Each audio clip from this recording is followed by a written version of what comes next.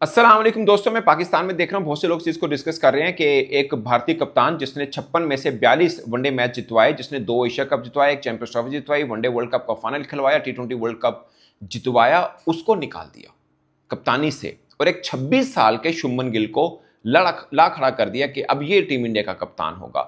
इसमें जाहिर है हर एक की अपनी पर्सनल राय है, बट मुझे जो हमेशा मैं बात करता हूं कि ऑस्ट्रेलिया, इंग्लैंड, इंडिया ये प्रोसेस के साथ चलते हैं, पहले से तैयारी करते हैं। वनडे वर्ल्ड कप 2027 में होना है। 38 ईयर ओल्ड के हैं रोहित शर्मा, क्या वो टीम इंडिया के काम आ सकते हैं या 26 बरस के शुभमन गिल काम आ सकते हैं? ऑब्वियस आंसर है कि शुभमन गिल। इसलिए उन्होंने, ठीक है, रोहित शर्मा ने जो भी इंडिया के लिए किया, 56 में से 42 वनडे मैच जीते और इतना कुछ अचीव किया, मगर अब इंडिया को, अगर आप ये सोचते हैं ना कि एज ए टीम फैसला करना है या टीम कम्स फर्स्ट, कोई इंडिविजुअल मैटर नहीं कर रहा होता, तो फिर आप इस तरह के डेयरिंग डिसीजन करते हैं। वो फैसला ठीक है या गलत वो तो टाइम पे पता चलता है, बट आप एक प्रोसेस में तो आ गए ना कि आपने अभी से ही वनडे वर्ल्ड कप की तैयारी शुरू कर दी कि अब कप्तान हमारा शुभमन गिल होगा। ये इंडिया की सोच। अब पाकिस्तान की तरफ आइए। मैं हमेशा जो बात करता हूं कि ये जो हम ओवरनाइट कहते हैं ना कि मेरा दिल कह रहा है कि ये होगा, मेरा दिल कह रहा है अब पाकिस्तान इंडिया को हराएगा, हमें इससे निकलना है और हमें भी एक प्रोसेस में आना है, प्रोसेस की तैयारी करनी है। चीजें साल में ठीक नहीं होती, 2 साल में ठीक नहीं होती, लेकिन एटलीस्ट इन बरसों में वो ट्रैक पर जरूर आ जाती हैं। अब 2027 तो छोड़ देना कि 2-2.5 बरस उसको पड़े हैं, सिर्फ 4 माह बाकी हैं टी20 वर्ल्ड कप को। मैं गारंटी से कहता हूं, अगरचे बोर्ड ने कोई ऐसी वैसी बात नहीं की है, मगर मैं गारंटी से कहता हूं कि कोई एक भी शोर नहीं है कि पाकिस्तान का कप्तान कौन होगा। कोई कहता है बाबर आजम को बना दो, कोई कहता है शहीन को बना दो, कोई कहता है सलमान आगा को रहना चाहिए, कोई रिजवान का नाम ले रहा है। मगर मेरा सवाल यह है कि क्या किसी को यह शोर है कि वनडे वर्ल्ड कप तक रिजवान भी पाकिस्तान टीम के कप्तान है? अब टी20 को छोड़ दीजिए, जो उनके पास अपनी कप्तानी है। अभी एशिया कप शुरू नहीं हुआ था, हम ट्राई नेशन सीरीज खेले थे जो हम पाकिस्तान जीता था, सलमान आगा उसके कप्तान थे। उस वक्त पाकिस्तान में हवा चल पड़ी थी कि पाकिस्तान के वनडे का कप्तान भी सलमान आगा को बना दिया जाए, मगर हम एशिया कप का फाइनल खेल के हारे और उसके बाद खबर ये चल पड़ी कि सलमान आगा को कप्तानी से हटाई, इसकी तो टी20 में जगह नहीं बनती है। सो ये एक पॉइंट है जो मैं पूरे एशिया कप में बार बार बोलता रहा हूं और मैं अब भी कह रहा हूं कि सीख लेने में कोई हर्ज नहीं, वो चाहे आपको ऑस्ट्रेलिया से मिले, इंग्लैंड क्रिकेट से मिले या टीम इंडिया से मिल जाए, बट आपको सीखना चाहिए कि दुनिया कैसे किस तैयारी के साथ जा रही है। आज से तकरीबन कोई 3-4 माह पहले की बात है, ऑस्ट्रेलिया ने जब टीम अनाउंस की थी ना, तो उन्होंने अनाउंस कर दिया था कि उनका टी20 का जो कप्तान है और ट्रेविस हेड है, ये उनके ओपनर होंगे टिल टी20 वर्ल्ड कप। और हम अभी तक फंसे हुए हैं कि हमें फखर जमान के साथ जाना भी है या नहीं जाना। हमें शायद अभी तक एक कंफर्म है, वो है सावजा फरहान, और खुदा ना खास्ता आगे किसी 1-2 सीरीज में उससे भी रन ना हुए ना तो वो भी बाहर है। ये फर्क होता है जो कोई बड़े इवेंट की तैयारी करता है और वो जो सीरीज टू सीरीज चलता है। मुझे नहीं पता पाकिस्तान में ये सिस्टम कब से शुरू हुआ, पहले हमारे यहाँ भी ये होता था कि कप्तान बन गया 2 साल के लिए, मिनिमम साल के लिए होता था। उस पर तनकीद होती थी कि यार साल के लिए कप्तान क्यों बनाया जा रहा है, 2 साल के लिए बनाइए। मैं रमीज राजा को एक लिए बड़ी तारीफ करता हूं, उसके रिजल्ट में कुछ चीजें नेगेटिव भी आई होंगी उनके एज ए चेयरमैन, मगर एक चीज बहुत अच्छी थी, उन्होंने कप्तान को फुल अथॉरिटी दी हुई थी और पक्का था कि कप्तान हमारा। उनसे सवाल होता था कप्तान उनका, कप्तान बाबर के अलावा तो हम कुछ सोचते नहीं है, तो वो बहस ही नहीं होती थी कि कोई कप्तान है या नहीं है, खत्म हो जाती थी बहस वहां पर। मुझे लगता है, मैं, it's not about Babar, it's about कि आप किसी को कप्तान बनाते हैं, फुल अथॉरिटी दें। आप रिजवान को समझते हैं कि आपका कप्तान है, मुझे नहीं लगता कि आपके पास बेस्ट ऑप्शन रिजवान के अलावा कोई है, मतलब वनडे के वो कप्तान हैं, तो आप अभी से अनाउंस कर दें कि यार वनडे वर्ल्ड कप तक रिजवान हमारा कप्तान है। ये जो सीरीज टू सीरीज हमें लिखना पड़ता है ना कि ये कप्तान है, और सीरीज टू सीरीज डिसाइड करते हैं। हाँ, खुदा ना खास्ता कोई इंजर्ड हो जाता है तो आप नायब कप्तान इसलिए रखते हैं ना, वाइस कैप्टन आप इसलिए अनाउंस करते हैं कि वो नहीं तो फिर ये होगा। अब इंडिया ने क्या सोचा है कि उनके पास ये 3 सीरीज बहुत खास हैं, जिसमें अभी वो ऑस्ट्रेलिया के खिलाफ 3 वनडे खेलेंगे, फिर वो साउथ अफ्रीका के खिलाफ खेलेंगे अपने घर में, फिर न्यूजीलैंड के खिलाफ खेलेंगे नेक्स्ट ईयर जनवरी फेब के अंदर।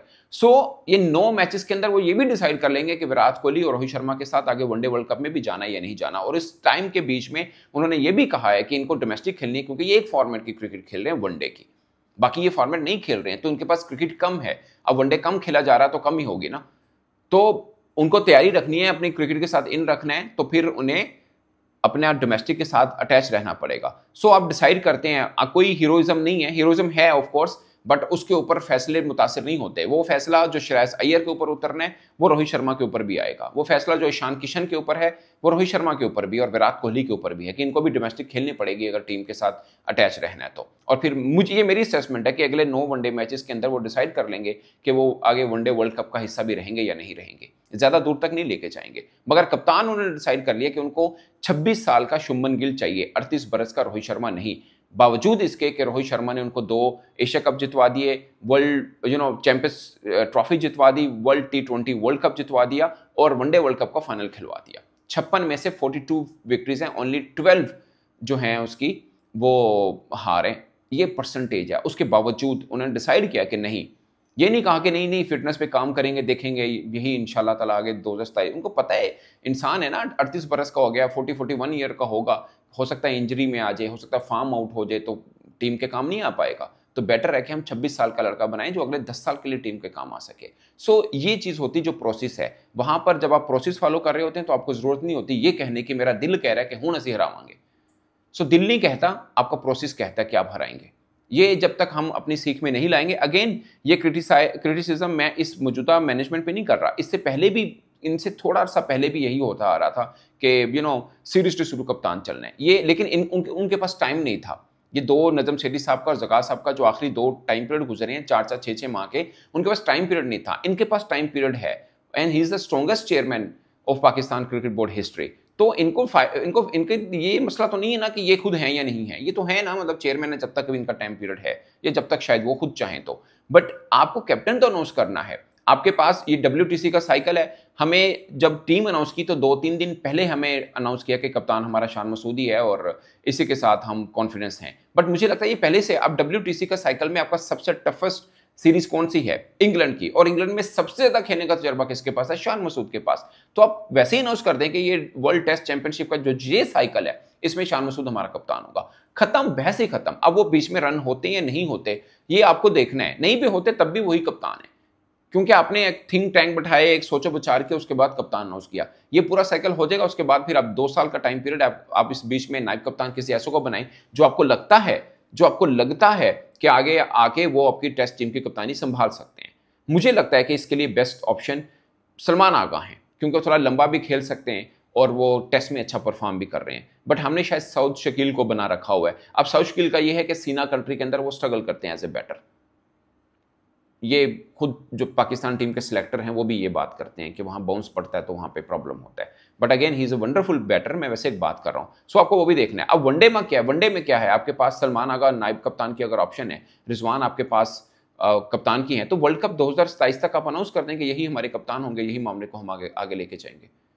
तो ये एक है, इसको बोलते हैं लॉन्ग प्रोसेस, और उस प्रोसेस के ऊपर आकर आप अपनी टीम बिल्ड करते हैं और फिर आपको ये कहने की जरूरत नहीं पड़ती कि दिल कह रहा है कि ऐसे जिताएंगे। फिर आप कहेंगे नहीं हमारी तैयारी ऐसी है कि हम पूरा टफ टाइम देंगे, जीत हार जो भी होगी मैच देखने को मिलेगा। ये नहीं होगा एक बड़ी टीम खेल रही है एक छोटी टीम खेल रही है और हमारा दिल धक धक कर रहा है, ऐसा नहीं होगा। पूरा बराबर का मैच होगा क्योंकि हमारी तैयारी भी बराबरी में। अगेन सब कह रहे हैं पिछले 10, 12, 15 साल से इंडिया अच्छा खेल रहा है, मगर उनका पूरा के पूरा एक प्रोसेस आ रहा। ऑस्ट्रेलिया हमेशा प्रोसेस के साथ चलता है। उन्होंने पैट कमिंस ने वनडे वर्ल्ड कप जितवाया, उसके बावजूद कप्तान उनको T20 से चेंज कर दिया था, और वो मिचेल मार्श पहले ही अपनी कप्तानी में world cup T20 world cup 2024 खेले और बुरा खेले, आउट हो गया था ऑस्ट्रेलिया, मगर उन्होंने हटाया नहीं था। वो अपने प्लान के साथ स्टिक थे और उनको कैरी किया था क्योंकि उनको भरोसा था कि वो, अब उन्होंने 100 भी किया, मेडन 100 है उनका T20 में आज, मगर उन्होंने किया।